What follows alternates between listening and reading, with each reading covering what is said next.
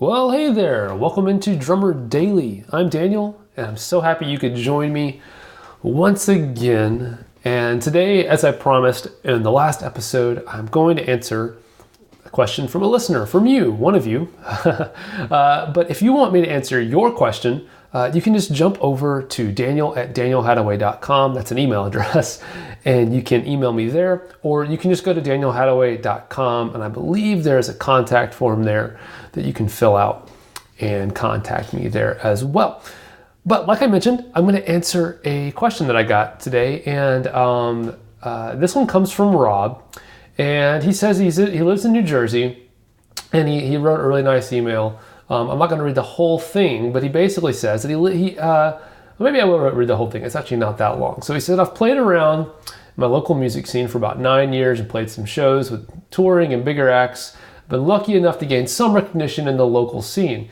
When you play in a local setting where shows are every weekend and you're playing with 4 or 5 other bands that night, you tend to make a lot of friends and get to really know the community. So he means other players, people who record, etc. And by the way, Rob, that's something I definitely grew up doing as well, as doing shows just like that where you play local club gigs and there's lots of other bands and you get to know a lot of people that way. But he goes on to say, with that being said, I'm starting to enter more of a professional setting where I'm being compensated more in both live performances and recording. I would love to keep that going, but I noticed that a lot of the friends I've met in the local scene tend to back off really fast when they ask me to play a show for them or record, and then I ask for compensation. And he says, I usually feel bad for telling them I can't play for free. So my question is, how do you stop the assumption of, oh, we played shows together on the same bill. I thought we were friends. Why should friends have to pay you when you've played for free before? And he says, in a punk setting, a lot of the things are DIY. No one likes to pay for things, but a lot of people ask me to play or record. It's an excellent question, Rob. And it's not really a story, but I want to tell you something about myself. I don't know if I've actually ever shared this here on the podcast, but my hobby right now, and I think it's really the only hobby I have. Well, I like grilling and like smoking meats, things like that. That's a more of a warm weather hobby, and it's cold still here where I'm at right now when I'm recording this. So one of my other hobbies that I really enjoy is baking.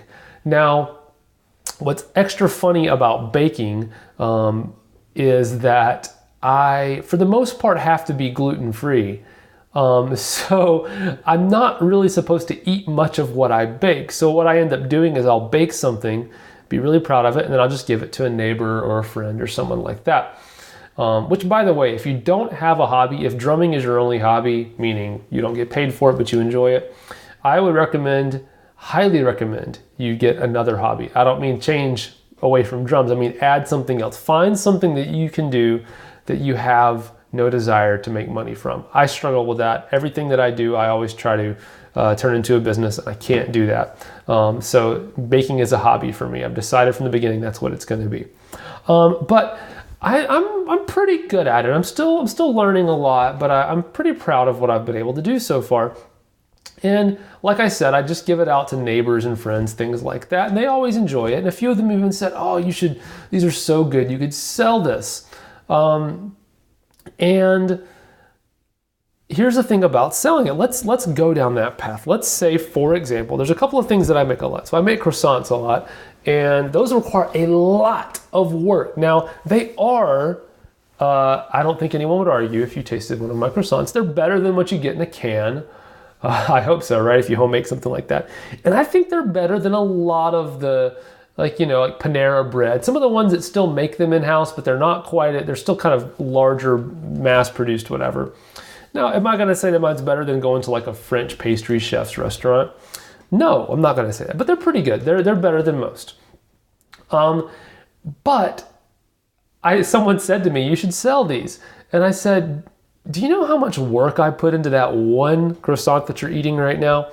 If I were to sell that, in order for me to make money and feel like it's worth my while, I'd have to sell that croissant to you for like $8. And so no one's going to pay $8 for a croissant.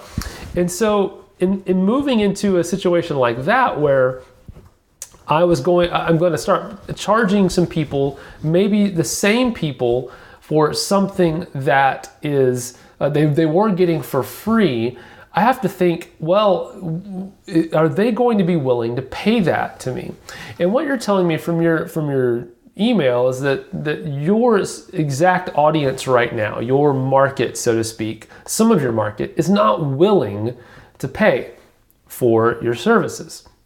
And so for me, even if my croissant is better than most, which I'm not saying mine's better than most, mine's pretty good, but let's say it was better than most. If I don't have an audience of people that are willing to pay,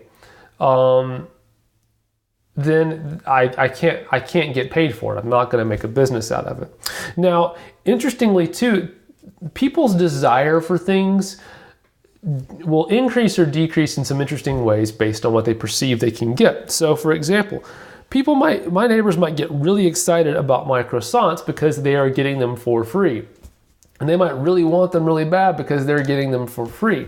But if they had to pay for them, they may not be so excited about my croissant. So basically they're saying, I really liked it and took it when it was free, but if you're gonna charge me a lot for it, I just don't want it at all. Not because it's not good, but because the croissant's not a priority for me. And so I kind of hope you see the metaphor there with drumming. If your audience is unwilling or unable to pay, or your target market is unwilling or unable to pay, you're not going to get paid. The other thing is this, and I'm not sure about this, but this is probably more likely what's going on in your drumming community. And this will go for you even if you're not Rob, if you're not the guy who wrote this email, whoever you are listening to this podcast, I think this will help you as well. Let's say another thing that I like to bake a lot is bread. And I mean just straight up normal bread. Like we make our son's sandwiches on it. We give some of the loaves to friends. They like to make toast on it or sandwiches for work, things like that as well. I just really enjoy baking bread as well. Now the bread that I bake is a little bit better and nicer and tastier than just normal white bread you get at the store. But let's say that I were to bake bread that tastes exactly like what you get at the store, meaning there are a bunch of other choices of bread at the store that taste just like the bread that I have. And I say to my neighbor, hey, I want you to buy the bread from me. Now, they're already paying for bread, right? Somewhere. They're buying bread. They need bread, so they're buying it from somewhere. They're probably buying it from the grocery store. Well, if my bread tastes exactly the same, but mine cost twice as much as what they get at the store, would they buy that bread from me? They might at first to make me feel better, but in the long run, they're not going to buy the bread from me because why? They can get it cheaper. In the same way, if you're drumming, and let me actually back up a little bit and continue with this bread thing a little bit. So what happened with the bread thing is I have turned my art or my craft into a commodity, meaning that I am throwing in the towel and admitting that I am the same as everyone else as far as bread goes, but I want you to buy it from me. When you turn something in a marketplace, this is kind of getting into economics and marketing and things like that, but that's part of what being a drummer is, or a professional drummer is. When you turn your something into a commodity, the only way to compete in the marketplace, the only way to get people to buy your thing versus somebody else's is price. That's the only way you can compete. So in a DIY and punk scene where people are used to paying, or not paying, they're used to getting things for free or doing things for free. If your drumming is good, but you're still just a punk drummer. There's nothing unique that people can identify about you and say, that's what he does or that's what she does. Then the only thing you're going to be competing on is price. And you can't get much lower in price than free. So what I'm trying to say is, if you are in a marketplace with a bunch of drummers who are all doing basically the same work as you, but for free, you're never going to get those people to pay you for drumming. Why should I pay you when I can get so-and-so to do it for free? Well, you need to come up with an answer for that. And that's really the key to this whole thing. That's the key to networking or anything else, which incidentally, I think my next episode is going to kind of be about networking. But you've got to stop asking the question. You need to stop asking the question, or you need to make sure that anyone who might hire you doesn't ask the question of, well, why would I hire Rob instead of Joe when Joe can do the same thing and he's free? Instead, of course, I'm talking to Rob who wrote this email, but this goes for you, whoever you are listening. Instead of asking that question, why would they hire me instead of so-and-so? You need to ask the question, what do I bring to the table that no one else can? And if the answer is nothing, you need to figure out something. You might even actually already do something, you're just not aware of it. But you need to start thinking, what makes me unique? Maybe it's not just the playing. Maybe it's something about, being professional, being faster as far as getting things done quicker, or being really easy to work with. There's a lot of other things you can bring to the table as a drummer. And a lot of those things are actually more valuable than just being a solid drummer. I got an email from someone recently who told me that they got fired from a gig because they couldn't, they found out later that they just weren't good to hang around. That's what the person who fired them later told them was, that's why we fired you, was because you weren't good to hang around. So that's another thing. If you're not good, just a good hang, as they say, you might not really set yourself apart from anyone else. But you can do those things and be unique. So start asking yourself the question, how can I be different? What value can I bring that is unique to me? Because people may not ever say, why should I hire Rob when I can get Joe for free?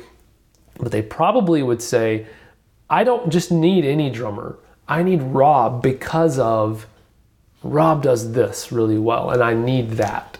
Or Rob does that really well and I need that. So stop commoditizing yourself as a drummer. Stop playing the game of your drumming being a commodity, and you can start to pull yourself out of that rut. Now, again, if your audience, if your market is a bunch of people who will never be willing to pay no matter what, you may decide that you can't fight two battles. You can't convince an entire scene of musicians they need to pay for drummers, and on top of that, they need to pay you. Those are two separate things. And so you may not be willing to take on both battles. And if that's the case, you might need to start looking at other markets for your drumming or other areas where drummers might be needed. You mentioned doing some touring in bigger acts, things like that. That might be the direction you go as well. But I hope that helps you. I try to give specific advice as much as I can.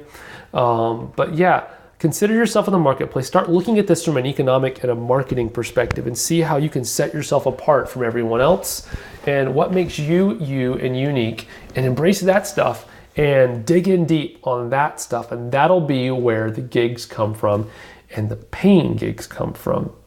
Well, thanks for joining me today on the podcast. Like I said, tomorrow I think we're going to talk about networking in a specific way. The only kind of networking that I actually agree with. And so I'm going to talk about that tomorrow. So, or whenever this episode comes out. Sometimes it'll come out the day after I post one, but you never know. We'll see. All right. Thanks for joining me. We'll talk again soon. Bye for now.